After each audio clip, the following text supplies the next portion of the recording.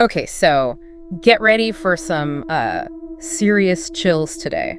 Ooh, sounds interesting. Yeah, because we're taking a deep dive, into the heart of Indonesia, to Mount Semeru. Okay. And it's not just the highest peak there. It's actually shrouded in mystery and local legends that'll make you really think twice about ever ignoring, like, a warning, from an elder. Yeah, you don't want to do that. Especially there. Especially not there. Yeah, and we've got some fascinating source material for this one. It's a first-hand account that reads like a horror movie in the making. I can't wait to hear about it. Yeah. What I find so fascinating about accounts like this is that blend of the tangible dangers of mountaineering with like the intangible dread of the supernatural. Right.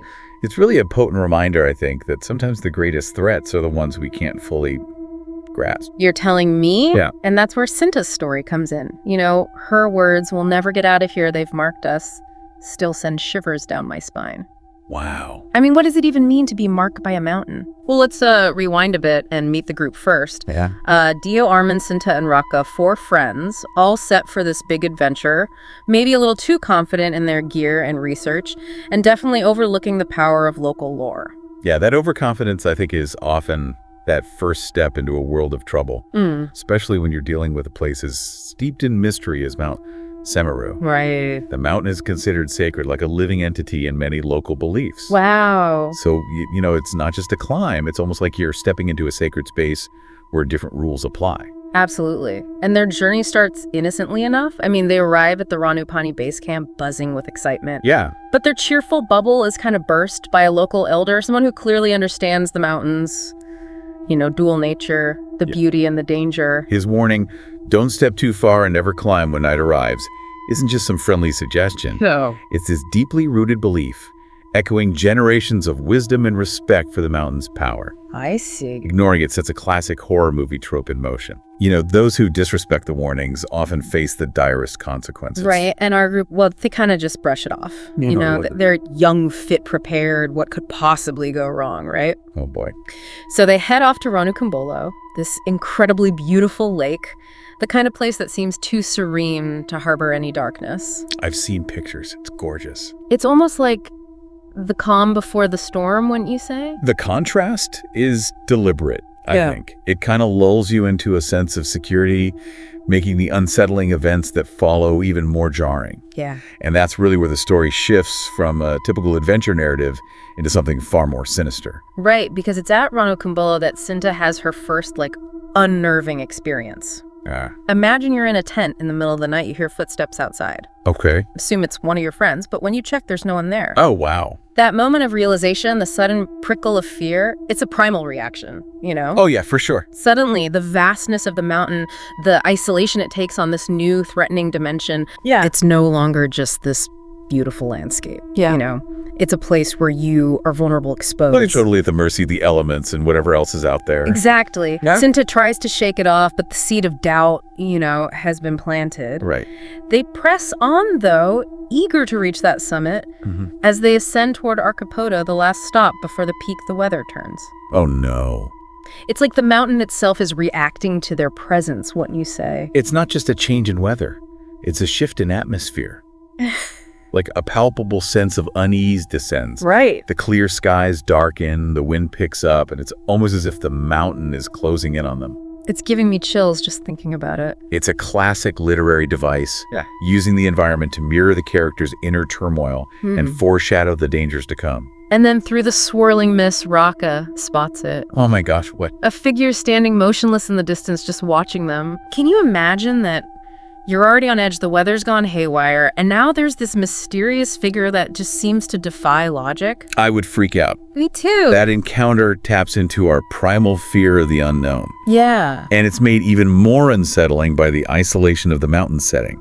Right. They're far from help, surrounded by mist, and this figure appears out of nowhere, then vanishes without a trace. It's spooky. Yeah, it's enough to make anyone question their sanity. For sure. I mean, are they seeing things, or is the mountain playing tricks on them? Right. Either way, it's enough to shake them to their core, And that sense of unease just intensifies when they reach Kalamati, their planned campsite for the night. Okay. Typically, this place is bustling with other climbers.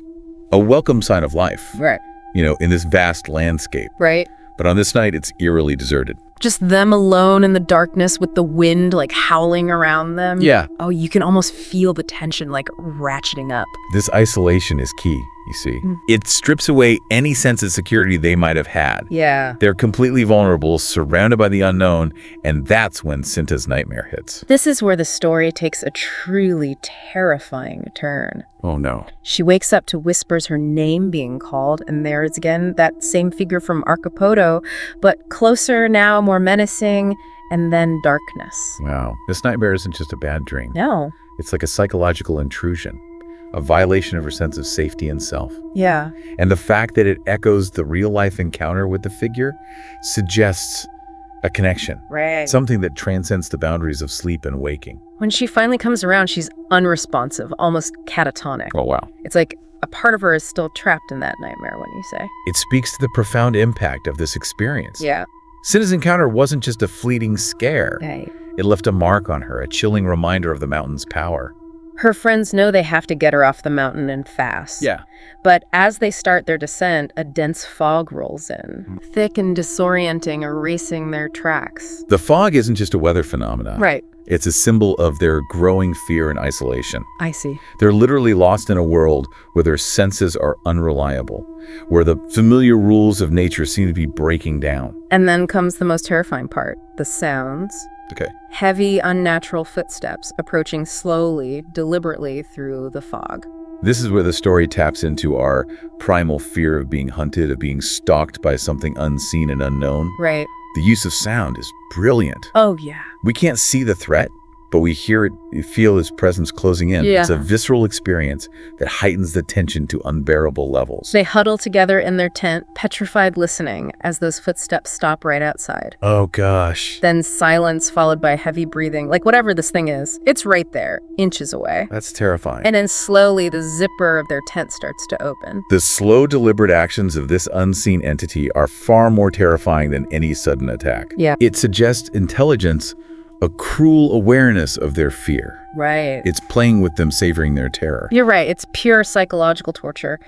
And just as the tension reaches its peak, there's this deafening roar, a rush of wind that nearly rips their tent apart. Oh my gosh. But when they scramble outside, there's nothing there. That sudden shift from terrifying anticipation to eerie silence is a classic horror trope. It is. It leaves us wondering, what just happened? Where did it go? Yeah. And is it really gone? The unknown is always more terrifying than the known. For sure. They're shaken, obviously, but they know they have to keep moving. Right. They ditch their gear, knowing speed is their only advantage now, but they can't escape the feeling that they're being watched, followed. Oh no? Every shadow, every rustle of leaves sends shivers down their spines. The story does a brilliant job of conveying the psychological toll of this relentless pursuit. Yeah. They're physically exhausted, mentally drained, and constantly on edge waiting for the next terrifying encounter. It's exhausting just listening to it. Right. It's a descent into pure primal fear. It's like they're running on pure adrenaline at this point, each step fueled by fear. Yeah, like they've stumbled into a nightmare they can't wake up from.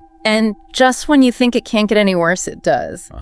They finally reach the last outpost before Ranupatani and Cinta, who's been practically catatonic this whole time, suddenly snaps out of it. Oh, wow. But instead of relief, her words send a chill down their spines. What does she say? She says, "We'll never get out of here. They've marked us." Wow. I mean, what do you make of that? It's like she understands something the others don't. You know something about the true nature of what they're up against. If we look at the local legends surrounding Mount Semeru, there's this recurring motif of the mountain as like a guardian, this powerful entity that tests those who dare to enter its domain. So are you saying she's tapped into that ancient belief system somehow, that she understands the rules of this terrifying game they've been forced to play? It's certainly possible. I mean, think about it. Her first unsettling experience was at the lake. Then she has this vivid nightmare that mirrors reality, and now she utters this cryptic warning about being marked. Right. It's as if she's become a conduit for the mountain's power, whether she wants to be or not. And the most unsettling part is that those are her last words. Oh, no. The group vanishes without a trace, leaving behind only their scattered belongings, like the mountain itself swallowed them whole. Their disappearance becomes a chilling legend in itself, adding another layer to Mount Semeru's already formidable mystique. Yeah, it's a stark reminder that nature is beautiful, awe-inspiring, but it can also be incredibly powerful and unforgiving. Definitely. It makes you think twice about venturing into the wilderness unprepared, right? Yeah. Not just in terms of gear and supplies, but mentally and spiritually as well. Exactly. This story highlights the importance of respecting local knowledge, of understanding the cultural and spiritual significance of the places we explore. So what does it mean to be marked by the mountain? Is it a physical threat, a spiritual curse, or just a chilling metaphor for the mountain's claim on those who disrespect its power? That's a good question. It's something for all of us to ponder. I agree. The answer might not lie in the literal, but in the emotional impact. Okay. To be marked is to be forever changed by the experience, to carry the weight of the mountain's mystery within you. It's a reminder that sometimes the greatest adventures are the ones we only hear about, the ones that leave us questioning the very nature of reality. Well, folks, there you have it. A chilling tale of adventure gone wrong, a stark reminder that even the most beautiful places can hold dark secrets. We hope you enjoyed this deep dive into the mysteries of Mount Semeru. Until next time, stay curious. But remember, sometimes the wisest choice is to heed the warnings, to respect the power of the unknown, and to listen to those who truly understand the places we explore.